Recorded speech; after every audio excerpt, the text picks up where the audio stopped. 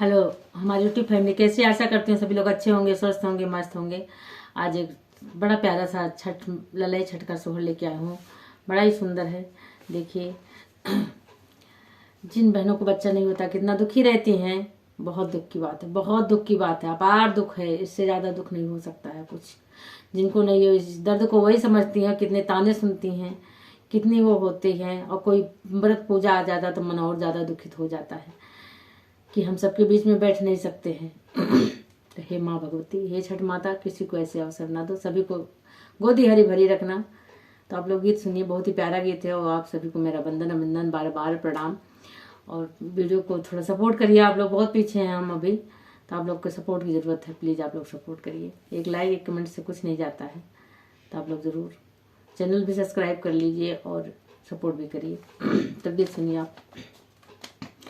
भादों की रातिया अंधेरिया बनाही बना, भटकई बनाही बना, भटकई हो मोरी सखिया।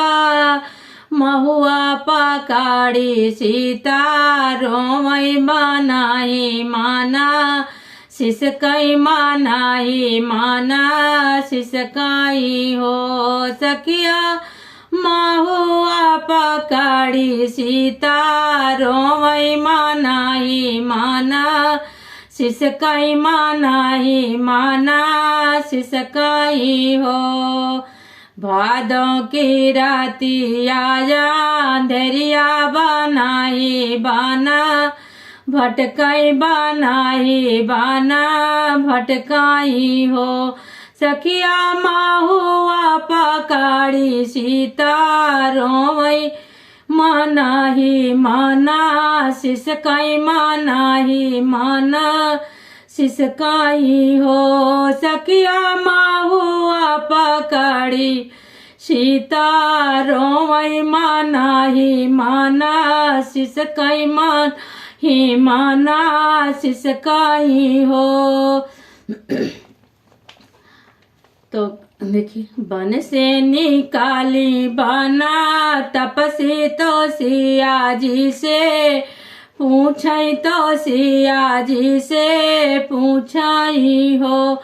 मोरी बेटी कौना विपति तोहरे जियरा बनाही बीचे, रोयू बनाही बीचे बिलखीबू हो। बेटी कमाना विपति तोर हे जियरा मानाही माना, सिस क्यों मानाही मान बिलखीबू हो।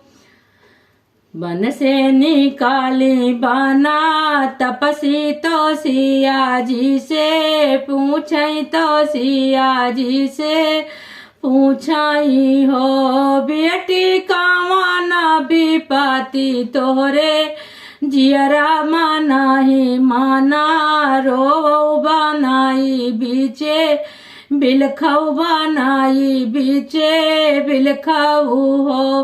बेटी कामना विपति तोहरे जियरा बनाई बना, बिलखऊ बनाई बीचे सिसकाऊ हो। काऊ बताई बना तपसी कहता दुख लागई, कहता दुख लागई हो।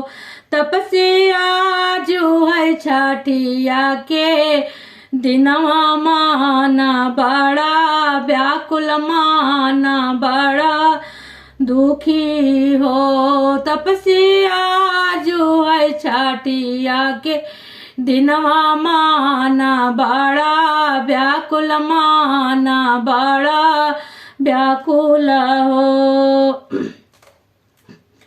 काऊ बताई बना तपसी बहुत दुख लागय, कहत लाजे लागई हो। तपसी आज है छठिया के दिनवा माना, बड़ा व्याकुल माना, बड़ा व्याकुल हो।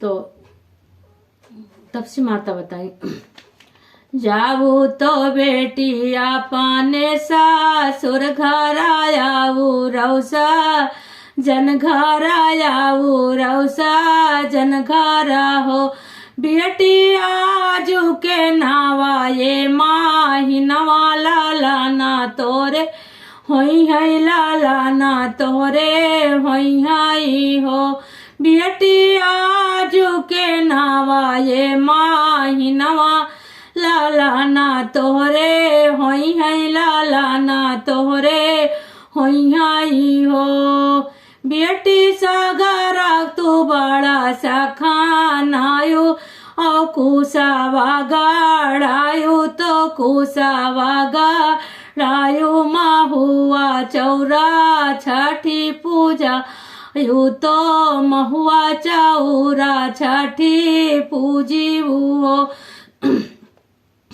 बेटी आजू के नावा ये माही नवा लाला ना तोरे होई है।